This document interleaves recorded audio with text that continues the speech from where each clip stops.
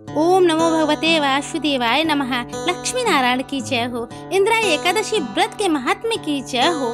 आज के महात्म्य को जो भी सुनता है, उनके पूर्वज जहाँ भी बैठे होते हैं वो अपने भव बंधन से मुक्त होते हैं, अपने पाप कर्मों से मुक्त होते हैं, ऐसा कहा गया है। आज के एकादशी का महात्म्य हर घर में सुनना चाहिए, हर घर में कहना चाहिए।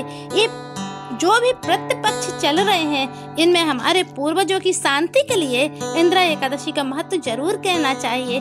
श्री कृष्ण भगवान से एक बार युधिष्ठिर कहने लगे, हे मधुसूदन, अश्विन किस पक्ष एकादशी का क्या महत्व है, सो आप मुझसे कहिए। तब श्री कृष्ण भगवान कहने लगे, इंदिरा एकादशी जो पितरों को समर्पित है, जिससे मुक्ति मिलती है, एकमात्र यही साधन है कि हमारी आत्माएं जो अतृप्त इस संसार में भ्रमण कर रही हैं, उनको मुक्ति प्रदान करने के लिए आप इंदिरा एकादशी का महात्म्य कहिए।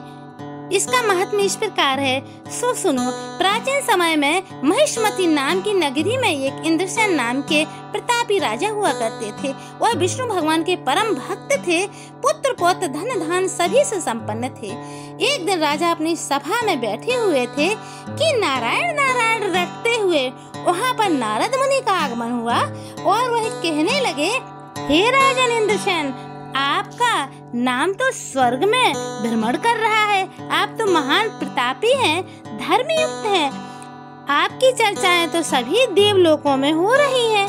नारद मुनि को देखते हुए राजा इंद्रसेन उठ खड़े होते हैं, अपने राज सिंहासन को छोड़ देते हैं और नारद मुनि के स्वागत में हाथ जोड़ के बड़ी विनम्रता से कहते हैं, हे देव, आसन ग्रहण करिए और बताइए आपका किस कारण से आगमन हुआ है, आप तो बिना कारण के कहीं जाते ही नहीं हैं।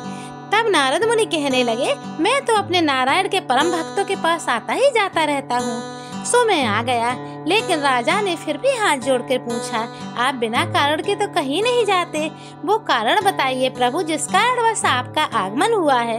तब नारद मुनि कहने लगे कि आपके पिताश्री जो महान विष्णु भक्त थे, ज्ञानी थे, बहुत ज्यादा धर्मात्मा थे, लेकिन मैंने उनको फिर भी यमधाम पर देखा और मुझसे ना रहा गया, क्योंकि वो वहाँ पीड़ित थे। मैं उनका ही वृतांत बताने के लिए आपके पास आया हूँ। तब राजा बहुत ही आश्चर्यचकित हुए और अथाह दुख से दुखी होकर हाथ जोड़कर नारद मुनि से कहने लगे कि मैं ऐसा क्या कार्य करूं जिससे मेरे पिता मुक्त हो जाए और स्वर्ग प्राप्ति हो।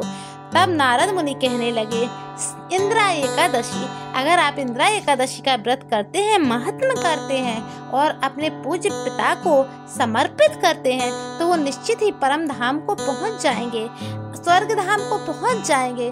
तब नारद मुनि के कहे अनुसार राजा ने इंद्रसेन ने इंदिरा एकादशी का व्रत किया और अपने पिता की आत्मा को तृप्त किया, वो स्वर्गलोक को चले गए। जो भी व्यक्ति इंदिरा एकादशी का व्रत करके, रात्रि जागरण करके, इसका महत्व करके अपने पूर्वजों को इस वृतांत को समर्पित करता है, इसके पुण्यों को अपने पूर्वजों को दे देता है, उनके पूर्वज मुक्त हो जाते हैं। साल में एक बार पड़ने वाला इंदिरा एकादशी का व्रत बहुत ही महत्वपूर्ण है, हर घर में इसका वृतांत करना चाहिए। अगर आपको महात्मा अच्छा लगा है तो मुझे एक बार कमेंट्स करके जरूर बताइएगा।